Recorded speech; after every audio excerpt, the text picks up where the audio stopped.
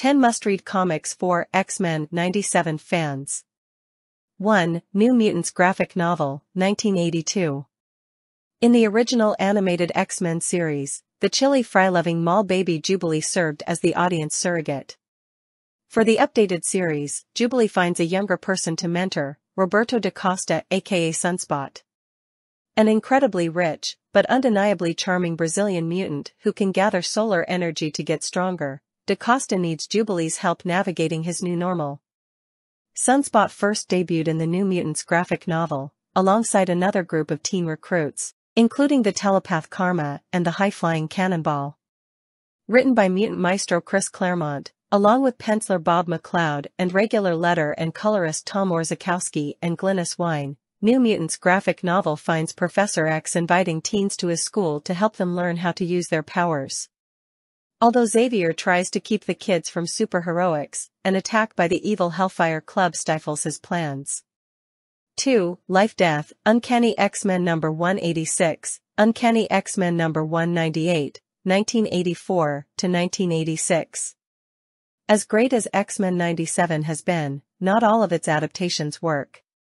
Case in point, the two segments Life-Death and Life-Death Part 2. These two segments explore Storm's existential crisis after losing her powers. Rather than portray the story in all of its thematic depth, the two story segments breeze by, quickly resolving the problem in less than 30 minutes. In short, the adaptations fail to live up to the comics that inspired them.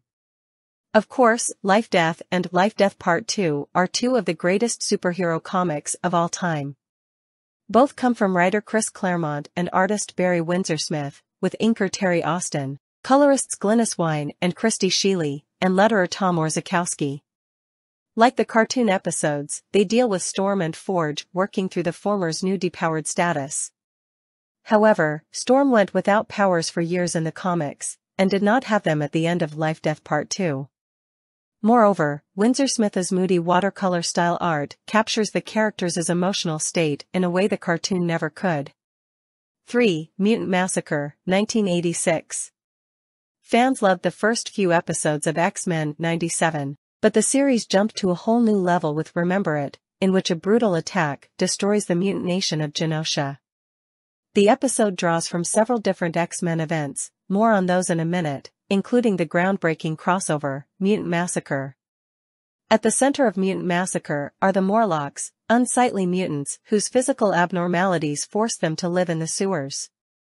Remember It sees some of the Morlocks, especially the young Leech, living in safety and happiness before the attack. The deaths of Leech and the Morlocks in the episode mirror their fates in Mutant Massacre, in which an evil group called the Marauders slaughters the sewer-dwelling groups. The comic book version doesn't have quite the punch of the cartoon, but it does include some moving moments and a surprising cameo by the mighty Thor, making for a satisfying, if unlikely, event. 4. Inferno, 1989. X-Men 97 jumps right into mutant weirdness, ending the second episode by revealing a second Jean Grey, a clone created by the evil Mr. Sinister. And then it gets weirder. The clone takes the name Madeline Pryor, sends her infant son into the far future, and then becomes the villainous Goblin Queen. The episode Inferno sees the Goblin Queen subjecting the X-Men to a series of surreal attacks, allowing the animators to pay tribute to their favorite anime scenes. As weird as the episode Inferno gets, the comic book series Inferno is even more insane. The comic storyline hits the same beats as the cartoon, in which Mr. Sinister creates the Jean Grey clone Madeline Pryor, who becomes the Goblin Queen. But the comic Pryor becomes the Goblin Queen because of meddling by the demon Nastir, launching a war that spills from the hellish limbo into New York City. As the X-Men, along with spin-off teams the New Mutants and X-Factor, try to battle the Goblin Queen's minions, NYC becomes a bizarre nightmare, complete with man-eating elevators and a possessed vacuum cleaner that almost kills Daredevil. Seriously. 5. Age of Apocalypse, 1995. X-Men 97 isn't the only thing that the original animated series inspired. In the Season 4 two-parter One Man's Worth, the evil time traveler Fitzroy kills Charles Xavier before he can start the X-Men, resulting in a radically altered present. That idea led to Age of Apocalypse, a massive crossover, widely considered to be the best crossover event of the 90s. In Age of Apocalypse, Xavier's troubled son David Haller aka Legion changes the present, after his plan to kill Magneto in the past goes awry and Xavier ends up dead. Without Xavier and the X-Men in place, no one can stop Apocalypse, who conquers the world and creates a radically different Marvel universe.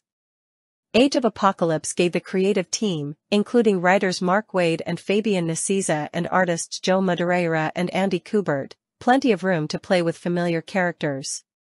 Rogue and Magneto are a couple leading the main team, Gambit heads a group of powerful mutants, and Wolverine and Jean Grey fight alone. 6. Operation Zero Tolerance, 1997. In the months before the release of X-Men 97's first season, the creative team teased Mr. Sinister as the big bad, taking the place of the now heroic Magneto. While Sinister has lurked in the background of episodes such as Inferno, the 7th episode Bright Eyes introduces a new major villain. A combination of the mutant-hunting robots, Master Mold and Nimrod, Bastion arrived in the guise of a human working in the American government. Upon gaining power, Bastion launched the Prime Sentinel program, creating mutant hunter androids, disguised as humans. Bastion called his Prime Sentinel plan Operation Zero Tolerance, a term that the X-Men 97 team has come to fear, but for readers of the 1990s, Operation Zero Tolerance promised high-stakes adventure. The storyline Operation Zero Tolerance unfolded across the X-Men books published in 1997, including the cable solo series and the teen series Generation X. Bastion distributes his Prime Sentinels as sleeper agents across the country and gains custody of Professor X, nearly annihilating the X-Men. 7. E is for Extinction, New X-Men, #114, 116, 2001.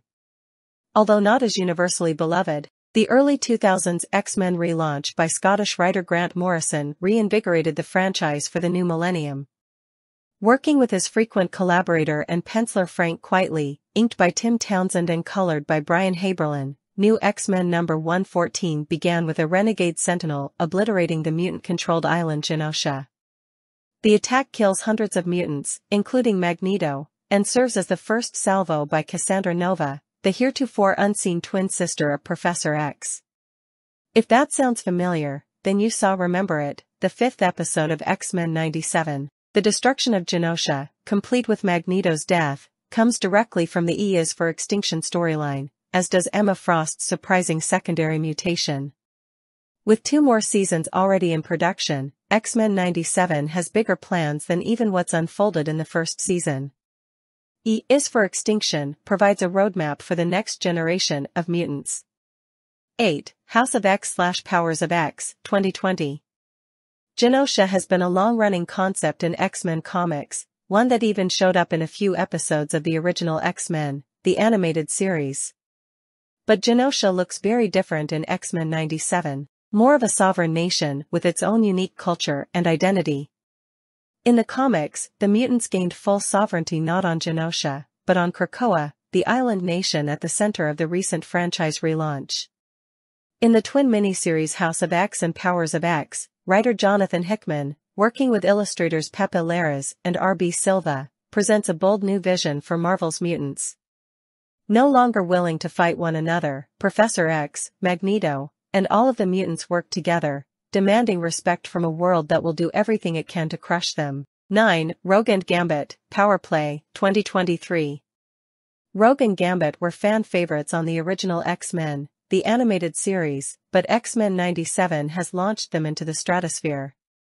Between Gambit's striking sacrifice and Rogue's quest for vengeance, the charming Southern duo is showing heretofore unseen sides of their personalities.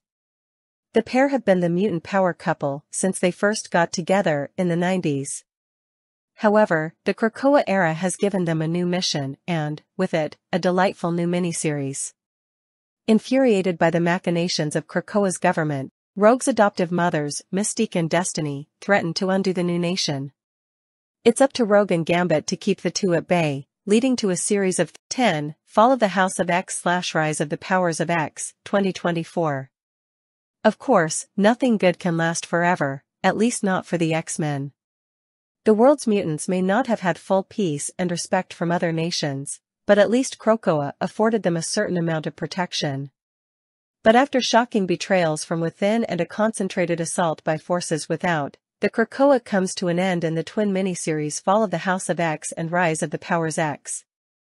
The creative team, which includes writers Jerry Duggan and Kieran Gillen and illustrator R.B. Silva, combines classic X-Men adventure with an elegy for this brief period of autonomy and cooperation among the mutants.